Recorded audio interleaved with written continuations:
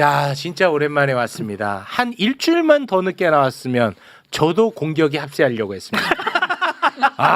요 딱 일주일 상간에. 그래도 결단을 내려주셔서 대단히 고맙습니다. 유시민 작가, 오랜만에 박수로 맞이합니다. 예, 안녕하세요. 어디 숨어 계셨어요? 그러게. 야, 비난해. 너무해. 너무해.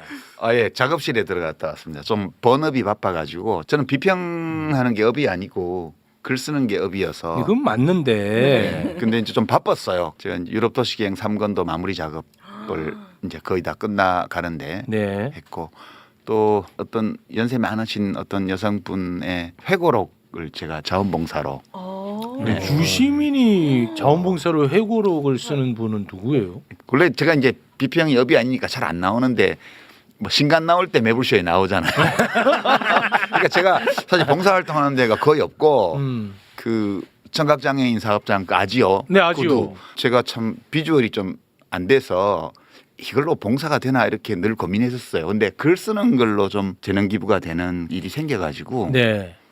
원래 94대신 분인데요. 네.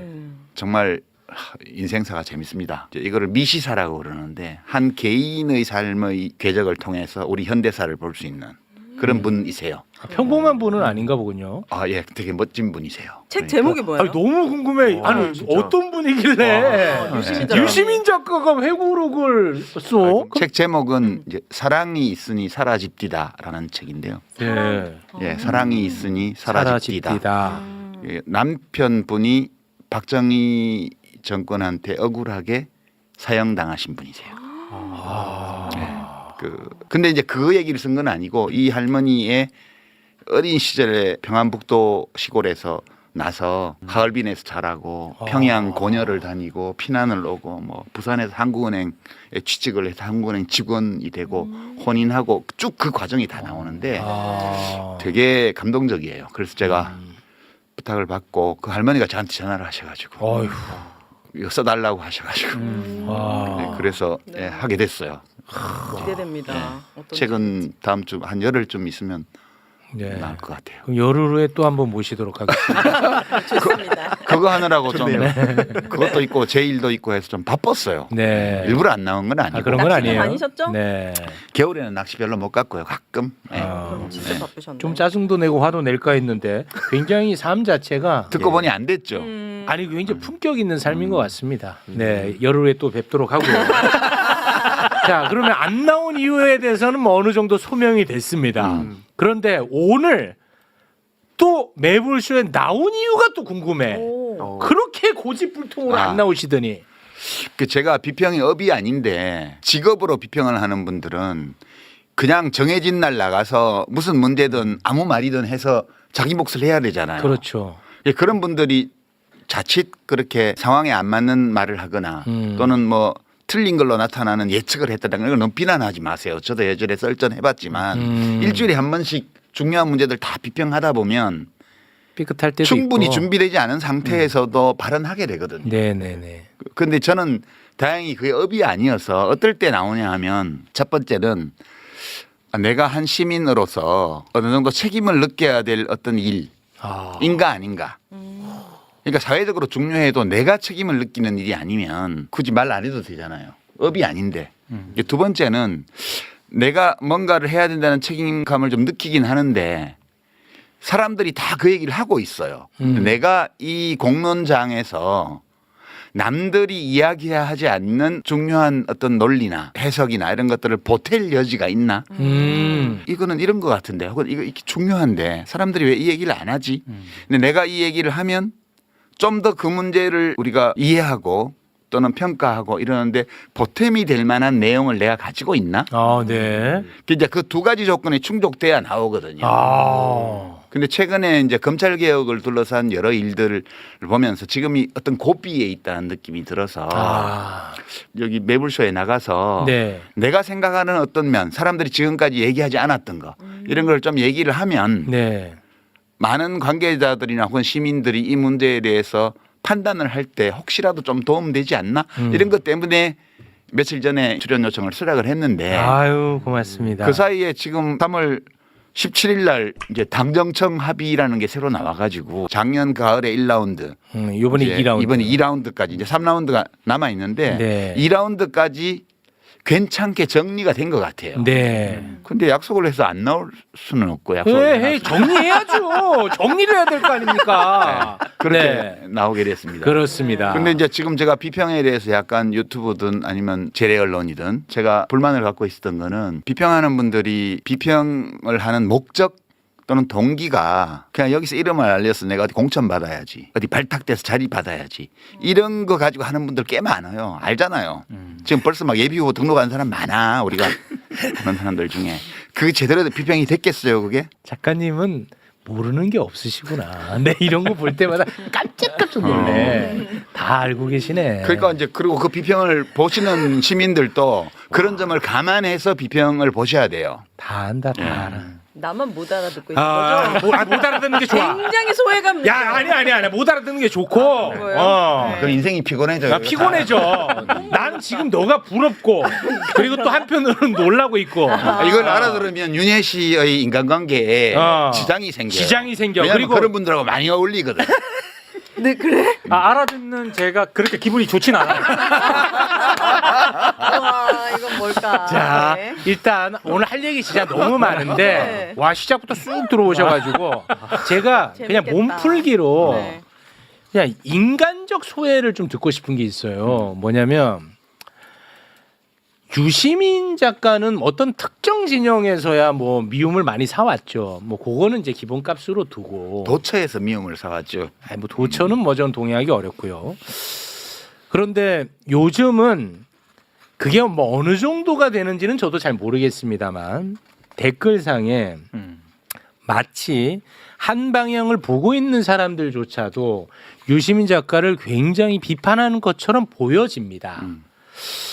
그럴 때 유시민 작가는 어떤 마음일까? 저는 그게 굉장히 인간적으로 궁금하거든요. 뭐 빈총도 맞으면 기분 나쁜데 기분이 좋지는 않죠. 아, 공격과 비판의 포인트들이 있는데 그중에 어떤 거는 공격받을 만한 포인트들도 있어요. 아, 이미 지나간 일이기 때문에 내가 바꿀 수 없는 것도 있고 그다음에 지금 저런 점을 고려하면 앞으로 조금 바꿔야 되겠다 이렇게 느끼는 대목들도 있죠. 아, 네. 근데 이미 바꿀 수 없는 거 있잖아요. 저희 뭐 형사 전과 이런 거 가지고 막 욕을 한다든가 옛날에 감옥 살았던 거. 전과가 있어요? 예, 저 전과가 아니, 심각한 그거는 전과가 있죠. 훈장이지. 그러니까 이제 그런 것들을 바꿀 수가 없으니까 그런 건 넘기고 이렇게 공격할 소지가 있으니까 다음에는 조심해야 돼라는 생각을 갖게 하는 것도 있고요. 그런데 이제 그 너무 신통치 않은 그런 것들은 좀 짜증 나고요. 좀 그만하지. 그런 거 이거는 좀 말이 돼. 또는 말이 안 되지만 이렇게 볼 수도 있겠어. 이런 것들은 또 소화를 해요. 여기 뱉다고 들어오는 것도 아니고 시쳇말로 괜찮아요. 암시랑도 아니야. 예. 근데 저도 저에 대한 욕을 감당하기가 벅차기 때문에 누구 욕 먹는 거 제가 나서서 도와주는 스타일이 아닌데 유시민 작가를 무슨 뭐 반명이다 뭐다 나는 이거는 정말 너무 어처구니가 없잖아. 그거는 좀 이따 설명을 해줄게요. 그러니까 왜 그런 일이 생기는지. 그래서 한번 제가 확 질렀다가 유시민을 보호한다고 제가 또 욕먹는 것도 참 처음이라서 그 기분이 어떨까 궁금해서 한번 아니 뭐 여쭤봤어요. 조불쇼 이런 정도 가지고 진짜 모르는 게 없어. 저 오빠는 운다니까요. 진짜 모르는 게 없어. 조불쇼 얘기를 왜 해요? 생각보다 유리턱이야. 정말. 유리 멘탈. 사실 되게 황당한 주장들도 많았는데 저한테도 뭐 예를 들어서 유시민 작가님을 손절해야 네가 큰다 이런 식으로 얘기하길래 전 이게 좀 너무 황당한 거예요. 그러니까 황희두를 좋아하는 사람이 그런 조언을 했다는 거잖아요. 근데 사실 저는 그게 저를 진짜 좋아하는 사람이 맞나 이런 생각을 하고 있거든요. 근데 설령 그리고 그게 뭐 좋아하는 분이라 하더라도 작가님이 저를 손절하면 하지 제가 무슨 유시민 작가님 손절하냐 이게 그걸 보고 사실 그래서 제가 근데 이런 세계관에 빠지면 이게 어떻게 될까? 이게 좀 위험하다. 그래서 그런 생각이 나온 누군가가 것도 있습니다. 나 이제 매불쇼에 안 나가 이러면 지만 손해야. 근데 요즘 또 이상한 특징 중에 하나가 어떤 이슈나 사람이 주목을 받지 않습니까? 그러면 사안과는 상관없이 어떤 유튜브 채널에 와서 누구 한번 까봐. 못 가네? 야 여긴 여기가 성역이구나. 뭐 이런 댓글이 엄청 많아졌어요. 너무 유치하죠 사실. 그러니까요. 네. 참 특이한 현상이에요. 그렇습니다. 그런 것들도 하나하나 저희가 다 다뤄보도록 하겠습니다. 저는 진짜 궁금한 질문부터 하나 던지고 시작하겠습니다. 지난 민주당과 조국혁신당의 합당 국면에서 유시민 작가가 유튜브 뉴스공장에 나온 적이 있습니다. 그래서 굉장히 시끄러웠었죠. 그때는 유시민 작가가 무슨 말을 하나 제가 좀 못 알아듣는 부분들도 좀 있었고 조금 과도한 해석 아닌가 그런 생각도 좀 들었었는데 이제 시간이 좀 흐르지 않았습니까? 정리될 건 또 정리되고 지금 와서 보면 유시민 작가는 저런 걸 어떻게 알고 저때 저런 얘기를 던졌을까? 어떤 얘기요?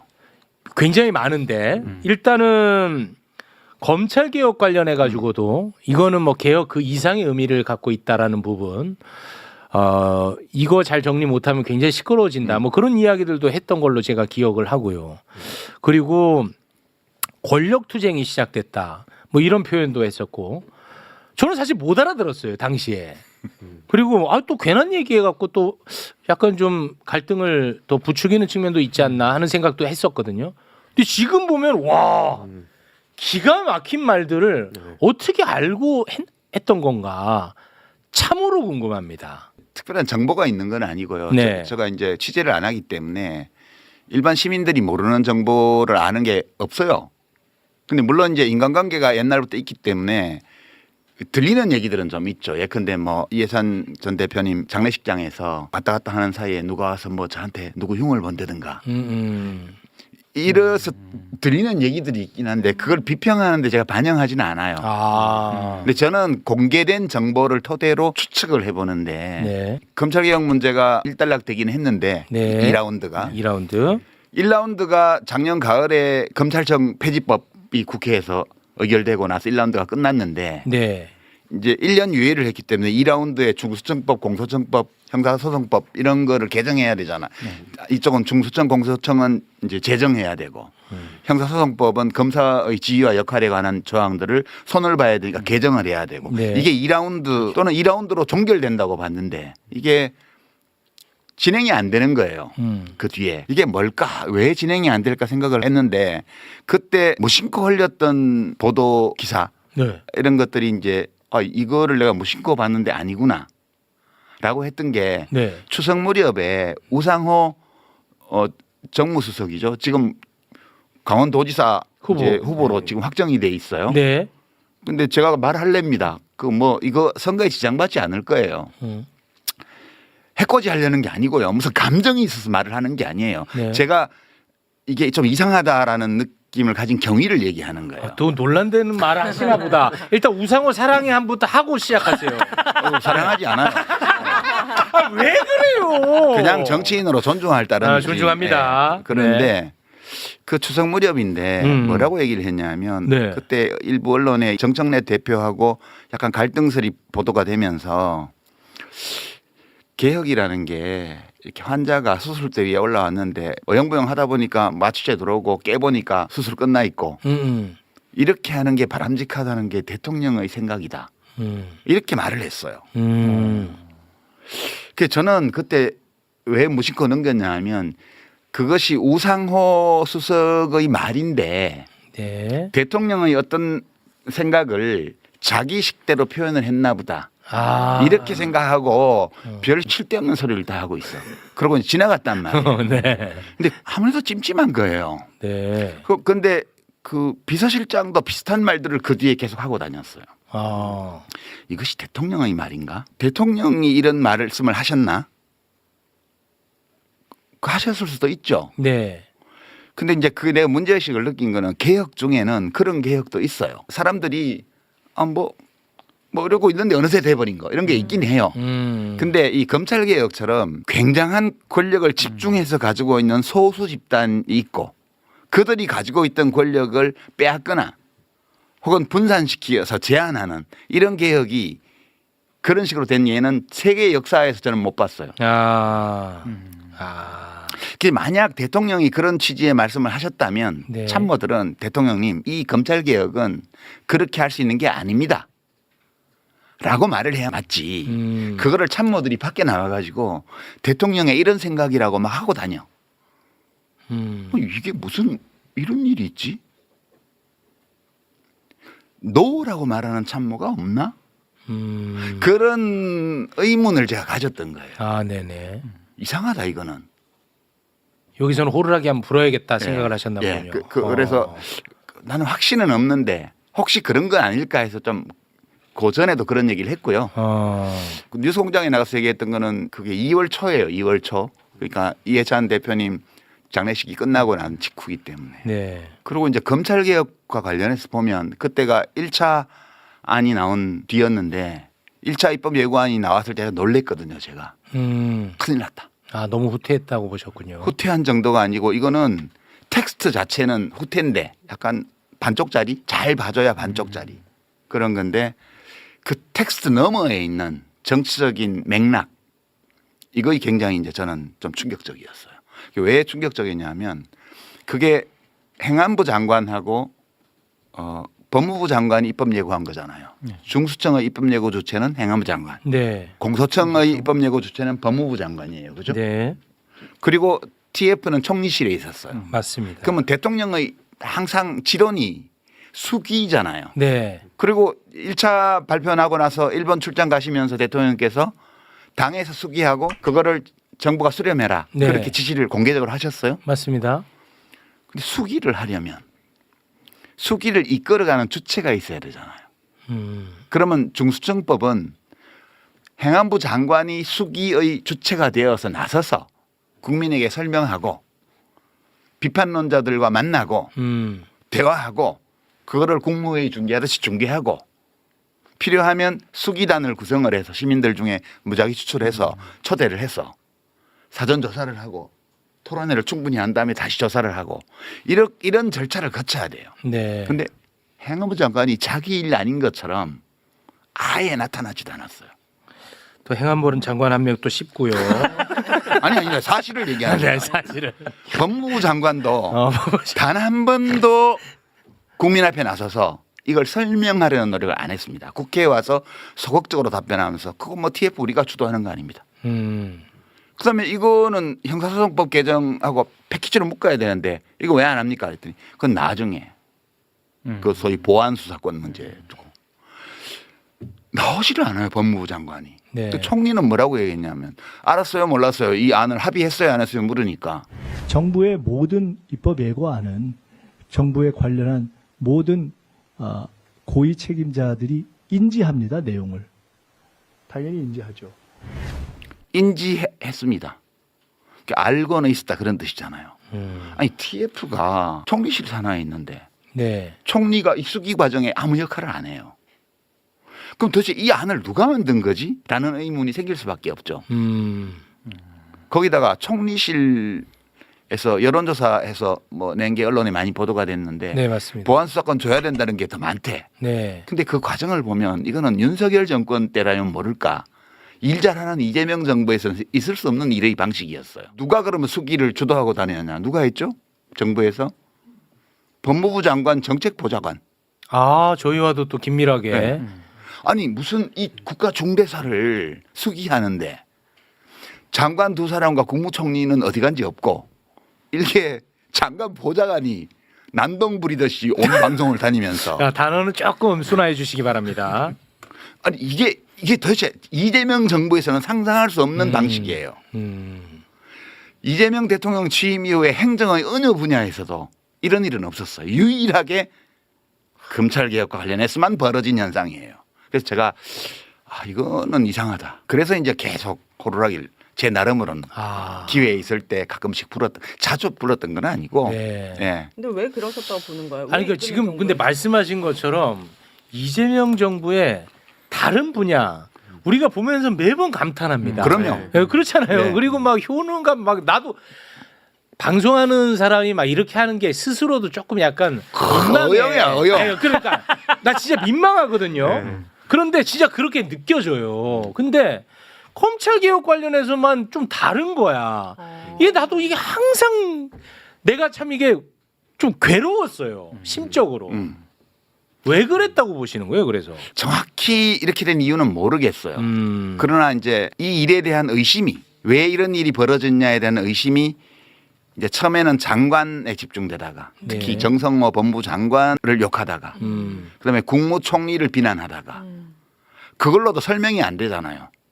국무총리도 그냥 입법안을 알고는 있었다는 식으로 얘기를 하고 두 장관은 보이지도 않고 법무장관 보좌관이라는 사람만 돌아다니고 아무 실질적인 논의도 안 이루어지고 있고 그리고 이런 매불쇼나 뉴스공장이나 이런 데에서 축조 시민을 하고 있고 네. 누구 보라고 한 거예요 그거?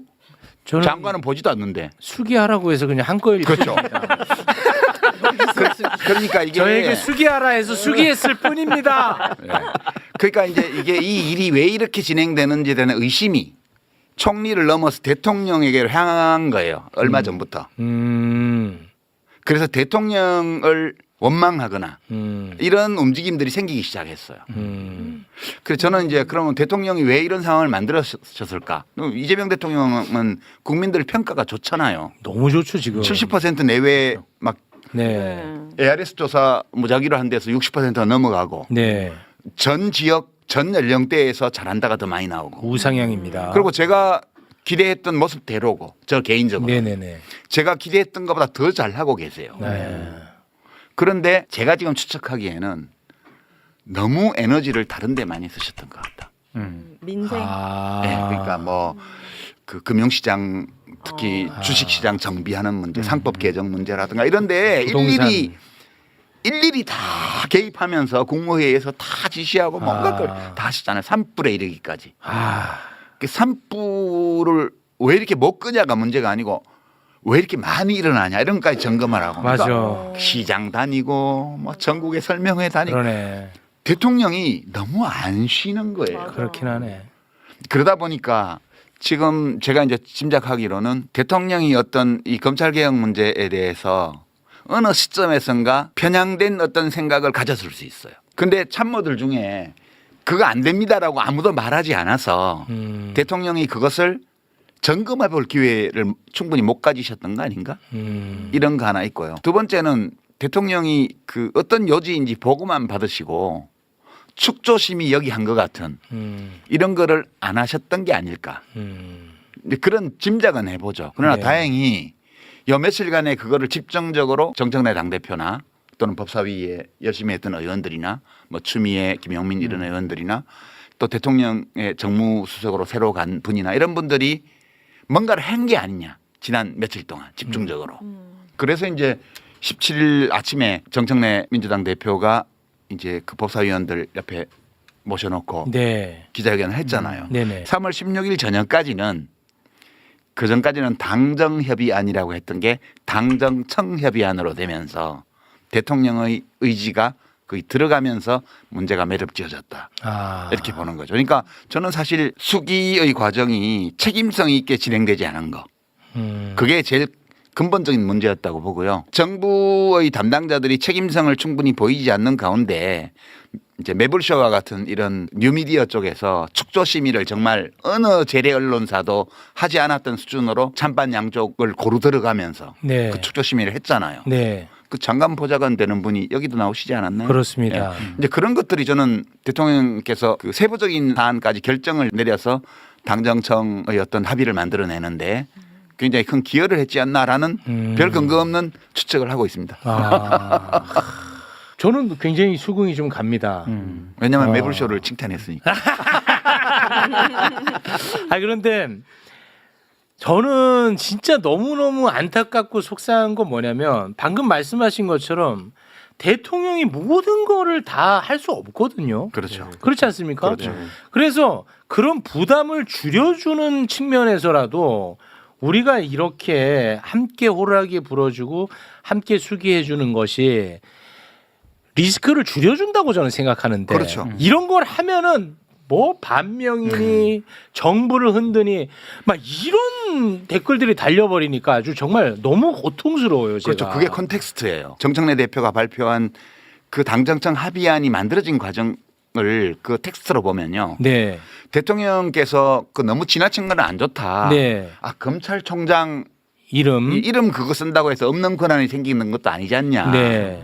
그리고 뭐 공소청을 3단계로 한 거에 대해서도 이름만 바꿨지 그 유지를 시켜줬고 그다음에 뭐 검사들 다 해임한 다음에 재임용하는 선발 문제. 재임용하자 이런 얘기도 그거 불필요한 얘기를 하냐 이런 것들은 대통령의 의견을 다 네. 받아들였어요. 네. 그 대신에 이제 중수청법 45조를 완전 삭제한 거라든가 그렇습니다. 다른 세세한 악용될 수 있는 그런 수사 지휘와 관련된 부분. 수사지 검사들이 사실상 수사에 개입할 수 있는 통로로 이용될 수 있는 백도어로 이용될 수 있는 것들을 다 막아버렸다. 다 끊어버렸습니다. 이런 것들은 법사위 위원들의 의견을 다 받아준 거예요. 그렇습니다. 수기라는 게 그런 거예요. 네. 수기라는 게 서로 자기 입장을 가지고 있지만 상대방의 의견을 들어보고 논쟁해보고 그리고 대통령이 당정협의안에서 더 많이 물러섰고요. 그리고 법사위원들 이걸 추진해온 법사위원들 쪽에서도 실질과 관계없는 거. 관계가 적은 거 네. 이런 것들은 대통령의 의견을 네. 받아들인 거죠. 네네. 이제 이런 것이 수기라는 거죠. 네. 그러니까 내 입장의 일부 변경 가능성, 내 입장을 일부 변경할 가능성을 처음부터 가지고 의견이 다른 사람과 토의하는 거예요. 그래서 이제 결과는 잘 됐다고 저는 봐요. 그렇습니다. 뭐 만점짜리는 아니겠으나 네. 현실에서 누구든 자기 생각에 만점이라는 건 있을 수 없죠. 그래서 이 정도면 일단 2라운드가 어느 정도 잘 진행되었다고 본다. 이렇게 볼 수 있는 거고요. 네. 근데 제가 이 얘기는 진짜 꼭 한번 하고 반면. 싶었는데 아니 그 약간 좀 비슷한 이야기인데요. 정치인이나 평론가라는 사람들이 그동안에 본인이 해왔던 말, 본인의 생각, 본인의 철학이 존재할 거 아닙니까? 그런데 지금은 그런 것들은 싹 사라져버리고 대통령 생각 맞히기 게임이 돼버렸어요. 평소에 과거에 검찰 개혁에 대해서 세게 주장했던 사람도 이번에 이런 이슈가 딱 터지잖아. 이런 얘기는 하지도 않아. 그냥 이재명 대통령 생각은 뭘까? 그거 맞히고 앉아 있어. 난 너무 안타까운 거예요. 그게. 요거는 우리 유시민 작가님이 좀 한번 정리를 해주시면 좋을 것 같습니다. 전에 늘 여기 수잔 원장마서 애용했던 침팬지 폴리틱스로 돌아가 봐요. 그것도 오랜만에 등장하네요. 예. 그때 우리가 어떻게 분석을 했냐면 윤석열을 고블린과 같은 유형의 권력자로 규정했습니다. 그렇습니다. 그 물어뜯겨 죽은. 네. 그러니까 고블린은 지금 기억을 살리기 위해서 얘기를 하면 그 아프리카 케냐의 곰베 국립공원에서 관찰된 알파메일 침팬지인데 네. 우두머리 수컷 늘 다른 개체들에게 신체를 손상시킬 것 같은 위협을 가해서 복종을 끌어냈던 폭군 스타일의 지도자예요. 네. 모두가 숨지고 있었지만 도전자가 나타났을 때 합세해서 물어뜯어 죽였어요.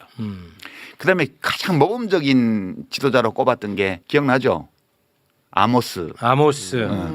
아모스는 그 침팬지 알파메일이 70~80%의 확률로 약자를 위한 개입을 하고 한 20% 30%의 비율로 정서적 공감에 기초를 둔 개입을 한다고 그랬습니다. 분쟁에 개입할 때 정서적 공감은 내 아는 놈, 나하고 친한 놈을 우호적으로 해주는 거죠. 네. 그러니까 우리가 100% 못하냐? 왜냐? 동물이니까. 그 얘기했습니다. 네. 근데 우리 이재명 대통령은 아모스 스타일이에요. 맞아. 약자를 돌보는 사람이에요. 그러니까 개입을 할 때, 현실에 개입을 할 때 권력으로 약자를 위해서 개입하는 빈도가 매우 높은 사람이에요. 네. 그렇지만 100%는 못해 누구도. 그렇죠. 그렇습니다. 이 점이 되게 중요해요. 이재명 대통령과 함께 일하는 여당의 국회의원들이라든가 정치인들이라든가 정부 관료들이라든가 이런 사람들 중에 다 아모스 스타일의 침팬지만 있는 게 아니잖아요. 거기도 고블린 스타일의 침팬지들이 있다고요. 뿐만 아니라 우리 인간은 다 뇌가 모든 일을 결정 안 하는데 우리 뇌는 생존을 위해서 만들어진 기계잖아요. 근데 좀 특수하게 발전을 해서 생존만 추구하는 게 아니고 자기 이해, 올바른 것, 아름다운 것도 추구해요. 네. 이게 부업이에요. 근데 더 많은 사람들이 주업에 주로 관심이 있고 비교적 적은 사람들이 이 부업에 관심이 많아요. 이재명 대통령은 이 부업이 굉장히 발달한 사람이에요. 윤석열 대통령은 이 주업에 충실한 사람이에요. 이 주업에 충실한 사람의 어떤 목표는 우리 인간사의 서열이 있잖아요. 위계와 서열이 있는데 여기서 올라가는 거예요. 네.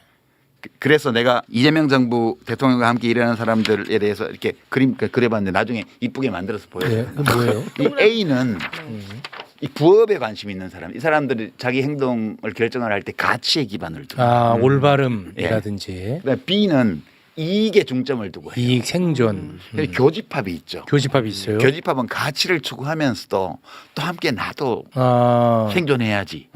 교집합이 항상 있어요. 음. 이거는 좋고 나쁨이 아니고 그냥 이런 거예요. 인간 세상이. 아, 스타일. 근데 이제 지금 이재명 대통령의 지지율이 엄청 높잖아요. 네. 국회에서 압도적 다수 의석을 여당이 가지고 있잖아요. 그렇습니다. 그리고 임기 초잖아요. 그러니까 여기서 B그룹에 속하는 사람들이 커지는 거예요. 아. 예, 근데 이제 지방선거를 예를 들면 후보만 되면 무조건 당선될 것 같잖아요. 아, 본선에서. 후보만 되면 당선. 그렇지. 그래 후보가 되려면 어떻게 해야 된다? 지금 당원들이나 지지자들이 대통령을 엄청 좋아하니까 어. 친명이 돼야 되잖아. 그래서 지금 현재의 조건은 이 B그룹에 속하는 사람들이 나대기에 딱 좋은 단어를 조금 아름답게 예, 부탁드립니다. 그러고 이제 B그룹이 커져요. B그룹이 커져. 네.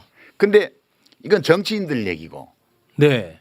일반 시민들 지지자들은 A가 많아요. 같이. 그렇지. 대통령이 이재명 대통령이 후보가 당선된다고 해서 내가 출세하는 것도 아니고 뭐 그렇잖아. 바람직한 지도자이기 때문에 내가 지지한다. 그래서 내가 민주당을 지지한다. 뭐, 네. 뭐 조국혁신당을 지지한다. 진보적인 정당을 지지한다. 이렇게 많은 하고 것 있는 같아. 거잖아요. 많은 것 같아. 아니 코스피 6천보다 나는 검찰 개혁이 더 중요하다는 분들이 많더라고. 맞아요. 댓글 보면. 네, 그런 사람들은 어. C에 들어가는 사람이 아니에요. 여기도 이 교집합 부분이 있는데 네. 대통령의 지지율이 높으면 높을수록 A는 줄어들고요. B하고 C가 커져요. 글쎄로 이 사람들이 소수처럼 보여요. A가 소수처럼 보일 수 있죠. 근데 이 A가 민주당과 이재명 대통령의 코어 지지층이에요. 아. 이분들이 다 어떤 사람들이냐면 김대중 대통령 존경하고 아. 노무현 대통령 좋아하고 문재인 대통령 좋아하고 이재명 대통령 지지하고 이런 분들의 코어 그룹이에요. 여기가. 아. 대통령의 뜻이 뭐냐를 왜 맞추려고 그러냐 하면 B에서 내가 B에서 성공하고 싶은 거지. 그러니까 비평가 중에도 봐 내가 대통령 생각을 맞췄지. 이렇게 하는 사람은 B에 속한 사람이고요. 아 죽겠어요 나는 그것 때문에. 비평가 중에도 A에 속한 사람은 대통령 생각이 그런 것 같아. 그래서 걱정이야. 혹시 그런 게 아닐까라고 느끼고 있었기 때문에 나는 너무 걱정이 돼서 밤에 잠을 못 잤어. C의 교집합에 속하는 사람은 뭐라고 얘기하냐면 야 그래도 대통령의 의사를 조금 존중을 해줘야 되잖아. 근데 대통령이 지금 내놓은 정부 입법안으로 그냥 100% 가게 되면 이 A가 난리가 날 거야. 코어 지지층을 잃어버리게 되면 지금은 괜찮아. 지금은 달리 지지할 정당이 있는 것도 아니고 달리 지지할 대통령이 있는 것도 아니고 지방선거 눈앞에 왔는데 그렇다고 해서 국힘당을 찍어줄 수도 없어. 여론조사 지표에서도 혹시 이게 떨어지면 대통령 위험해질지 모르니까 나 대통령 좋아하니까 잘한다고 계속 대답을 해. 지표에는 안 나타나요. 이 코어 지지층은 이 A그룹은 대통령이 잘 나갈 때 인기가 있을 때는 표도 안 나.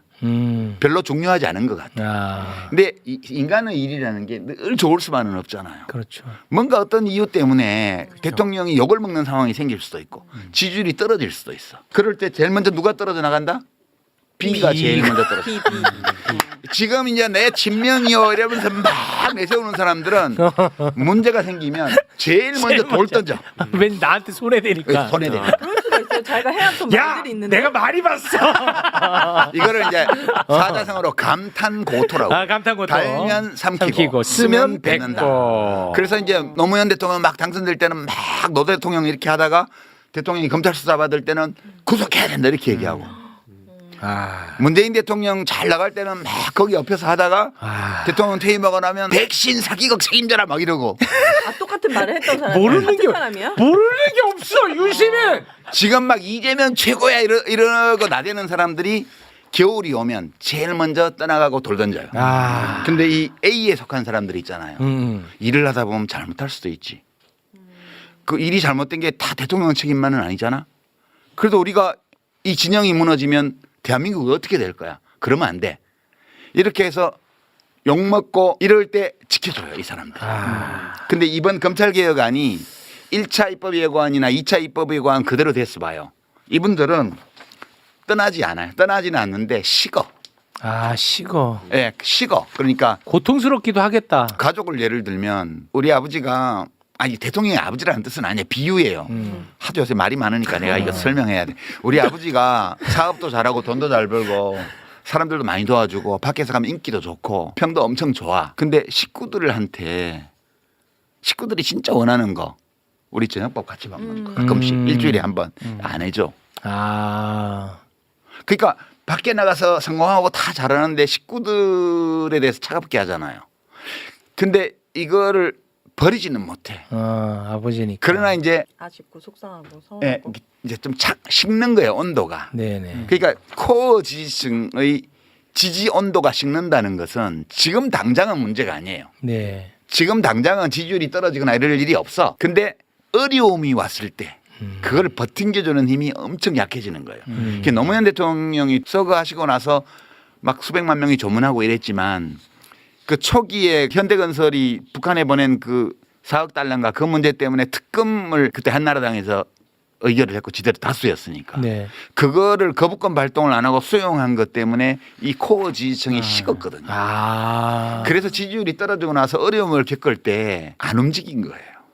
아. 이 코어 지지층이라는 거는 그만큼 중요한 거거든요.